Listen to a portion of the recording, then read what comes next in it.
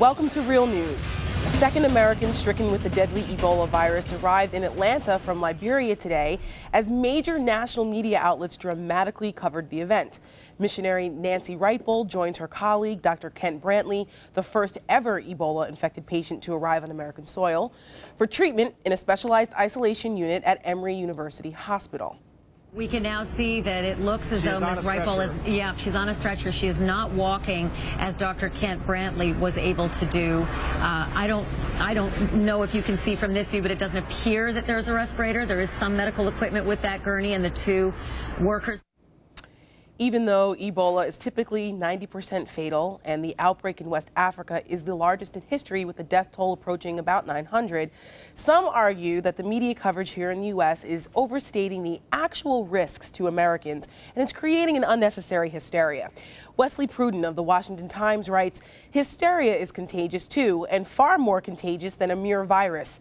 Media hysteria was once largely confined to television news with its shrill voices and screaming graphics in hot pursuit of market share, but the internet has made shouting and screaming the national pastime." Buckaroo. I was just going to say that I spoke to a doctor of infectious disease last night about this. He said there's no question that the media is overstating the threat of Ebola in the United States. In these West African countries, it's very serious because of the public health infrastructure. But if you want to be scared, there are actually much scarier diseases that are currently out there, including, by the way, seasonal flu, which kills 100,000 people a year. There are much more dangerous things than Ebola, but it grabs our fascination because it's so horrific and has such a high mortality rate. Right, Not a big threat to the U.S., though, really, yet. Sure. I mean, you see the headlines, 6 more tested in New York, Ohio woman tested negative, they're obviously, and it's also the summer and they need something to talk about in the news cycle.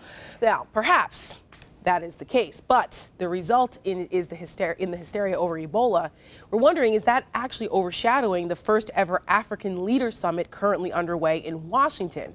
The 3-day gathering, first proposed by President Obama after visiting Africa last year, it's supposed to focus on encouraging new U.S. investment in the continent's fast-growing emerging markets. The LA Times points out the unfortunate timing. The timing was unfortunate because it brought unwanted attention to the very kinds of African stereotypes and about poverty and disease that the high-profile summit was meant to break. Now, in an editorial today, President Obama urged people to look past those stereotypes of poverty and disease that often plague Africa and look more toward the economic opportunities. During his speech at the summit today, President Obama announced new plans for investment partnerships.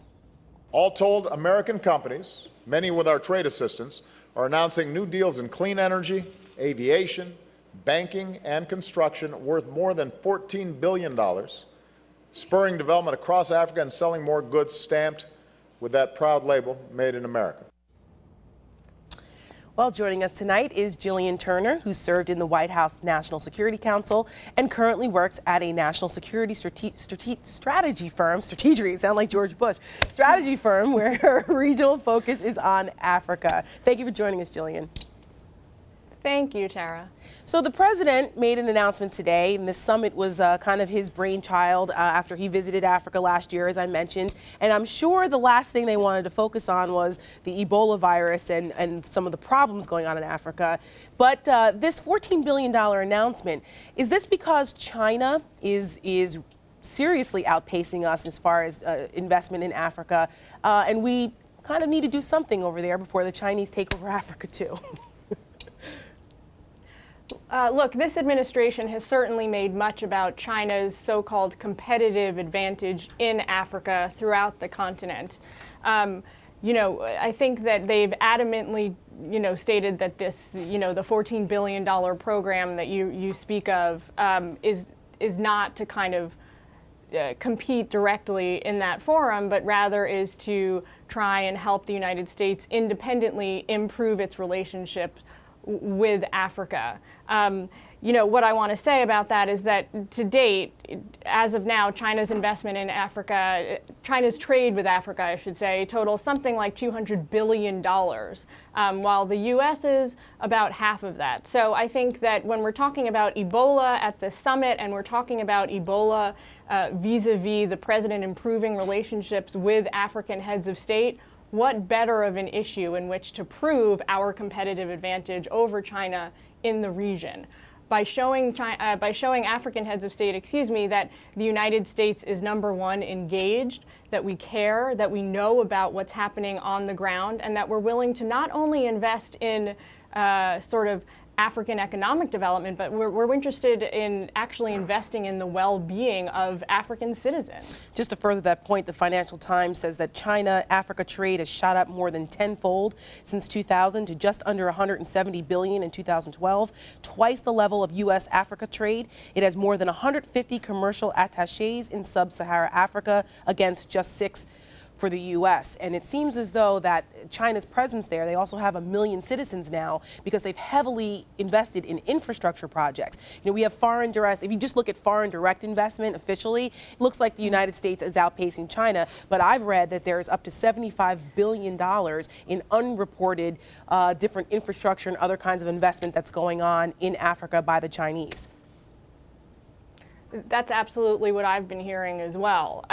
Today, the buzz in Washington, as you know, is about foreign policymakers complaining about the timing of this latest round of the virus sort of interfering or in some way distracting from this summit's economic objectives. I would also point out that the reverse is true as well, which is that the timing of this summit is in fact fortuitous. Here's a platform for the United States to directly engage with African countries on this issue, the issue of infectious disease, as well as on issues such as, you know, promoting trade and investment in the region. We've got all the players virtually in one room. As we're speaking now, the African delegations are convening at the White House to have dinner with the president. He's hosting a dinner in their honor.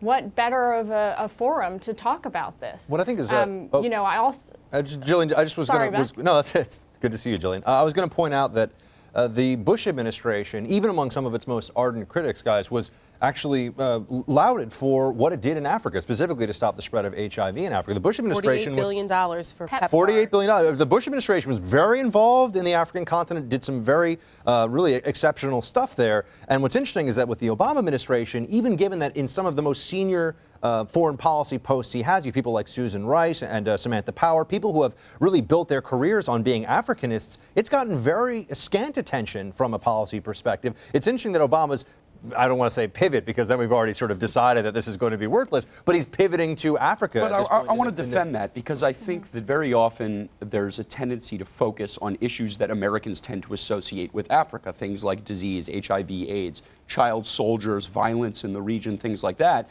when I think the underlying sort of basic issues of prosperity and simply being able to feed one's family are what are going to determine, you know, how much success we're able to make in a lot of those areas. But the point is Obama hasn't talked about any of this. Really. Well, but I think it's been completely off the radar, whether it's economics or it's development or no child soldiers or whatever. It's great. It's great that that the Bush administration focused as much as it did on HIV/AIDS, but I think the focus should be on the more fundamental issues of simply prosperity. But then we agree that this is the first time we're seeing a focus on Africa from this administration. Yes, but I think they were going into this summit with much more of a focus on those traditional issues, things like corruption and disease and better late than never, I suppose. Yes, but I think you really need to get at the economic issues if you want to address I think if you want to address the economic issues, you have to kind of first tackle some of the health policy concerns and the corruption issues. And I do think, while in some ways you can say, oh, is the Ebola outbreak overshadowing this conference? I think in a lot of ways it may be shifting it to a more needed policy discussion, because you do look at places like Africa, and maybe to some degree it's stereotyped and overhyped the amount of disease they have. But I talked about with Gillian just last week, meningitis. There's an entire area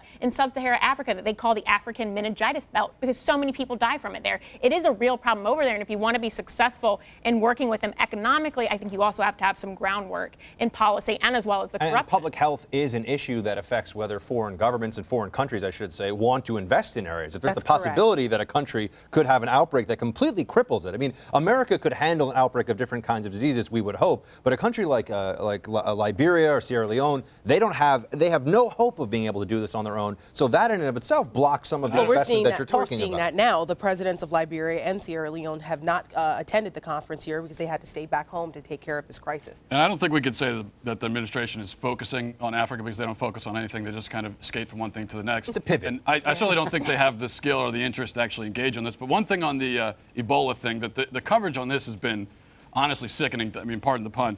But you see that shot of CNN looking over, it's one patient. This, first of all, it's 90% fatal in Africa because it's Africa. And second of all, it's actually very hard to contract, from what I understand. It's not like in the movie Outbreak where you cough in a theater. Direct fluid contact. Yes, direct fluid contact. So this is not an issue at all in America, and what the media is doing here is honestly despicable. Gillian, I have a question for you. We have a minute left. Do you think that this conference was really more about legacy for Obama because there was such high expectations for him coming in as the first black president, having Kenyan roots with his dad, and this is something now kind of a pet project for him where he felt the need that Africa is something that he wanted to, I don't want to say pivot now, Buck's got the word of the day here, Bam. but it's something that he really wanted to invest in to kind of help his legacy since it's been such a disaster everywhere else? Absolutely. I mean, he's been talking about Africa since even before he became president. As a senator, he took his, infamous trip overseas, and we visited along with the news crews, his family living in rural Kenya and the likes. So it's definitely something that's, close to him personally. What I wanted to say about what you guys were discussing is that I don't think there's an either or choice to be made here. I think that at the end of the day, the administration is going to have to discuss issues that are important to human beings' welfare in Africa, like the spread of infectious disease. They're also going to have to talk about the importance of economic well-being to these countries. Both are equally urgent, both are equally important, and both are equally challenging at this time. The option of avoiding this and kind of sidelining this issue at this summit is just lunacy, in my opinion.